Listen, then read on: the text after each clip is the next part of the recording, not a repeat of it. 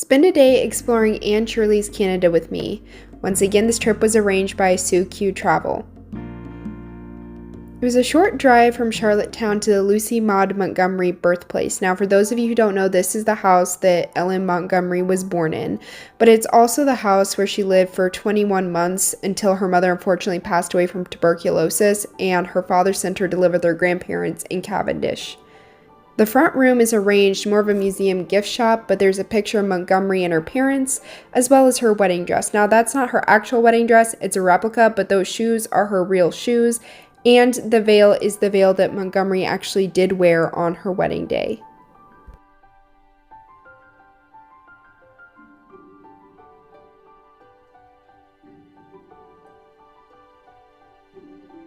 And here's a picture of her on her wedding tour. The next room was the sitting room, dining room. It was set up to look very appropriate to the time period, but the thing I loved best in this room was this giant case in the middle that had scrapbooks that had bits and pieces of Montgomery's writing. Now, she's best known for writing the Anne of Green Gables series, but she was a prolific writer. She also wrote Pat of Silverbush, Emily of New Moon, and several other standalone books, her favorite being The Storybook Girl, as well as all kinds of poems and short stories that were reflected through these scrapbooks. The museum also houses her glasses, as well as a couple letters that she wrote. Look at how pretty her handwriting is. These letters were talking about her honeymoon trip. The final room in the downstairs portion was the kitchen, and every time I see an older kitchen, the first thing I notice is the stove. And this stove, if you notice, looks a lot like Marilla's stove from the movie in that it has all kinds of cast iron things stacked on it. And I'd always wondered if that was historically accurate, and apparently it is. Also, they are made out of cast iron and they are so hard to pick up. I thought the big one was glued down. No, it was just that heavy. Then it was time to go upstairs, and on the landing there were some pictures talking about Pilgrim's Progress and how that inspired her. Inspired me too, so it's great seeing that Montgomery and I share that. And there were also 3 bedrooms upstairs, the last of which has the cradle, is the room that Montgomery was born in.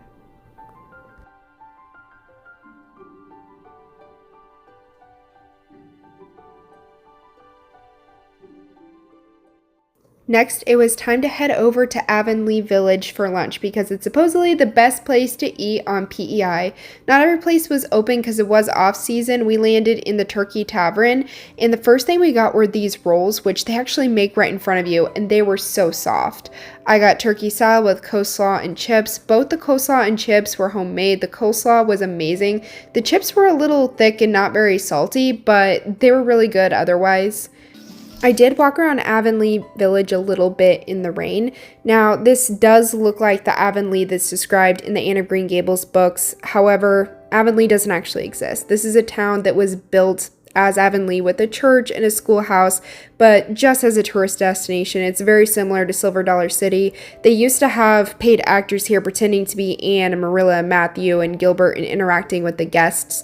Now it's more just a place with novelty shops, places to eat. They also have a very large Anne of Green Gables store here, as well as an Anne of Green Gables chocolates. So yeah, it's the real Avonlea, even though Avonlea didn't exist, but it is very picturesque, it's charming, and it's so easy to believe that Anne Shirley could have lived here.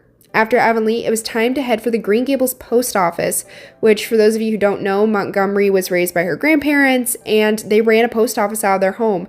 I was surprised, however, at how we got to the post office. We did have to track through the woods basically, and there were these little signs everywhere giving us details, telling us we were going the right direction, and had quotes from Anne. And it really felt like an adventure Anne would have set up for us. I loved it.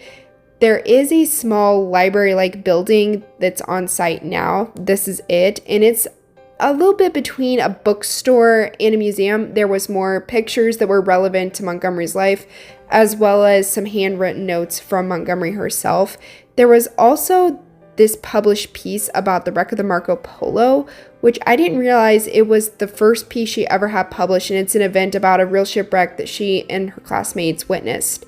And then it was on to what's left of the post office.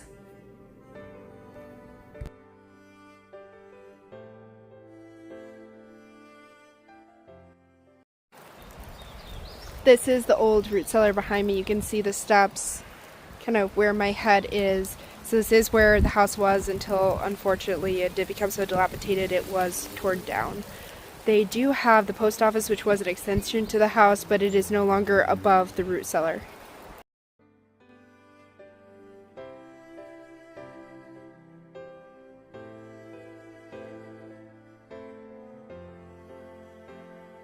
Our last stop of the day was the Cavendish United Church. This is the church that Montgomery grew up attending and the place she met her husband. And that's all for today. Stay tuned for more adventures in Anne's Canada.